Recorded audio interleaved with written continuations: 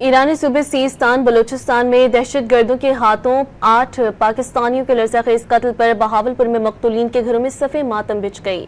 सदमे से निढाल लवाहिकीन ने हुकूमत से इंसाफ मांग लिया। बुरसा ने नाहक कातिल और के खिलाफ एहतजाज किया है और हुकूमत से अपने प्यारों की मैयतों को फौरी पाकिस्तान लाने की अपील की है।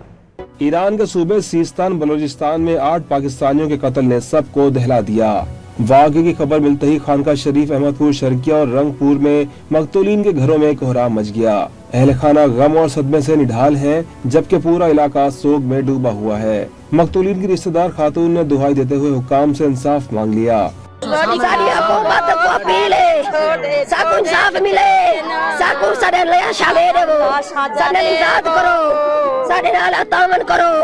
मकतूलीन का हमसाया भी इस अंधोनाक वाक़े के बायस जज्बात पर काबू न रख सका।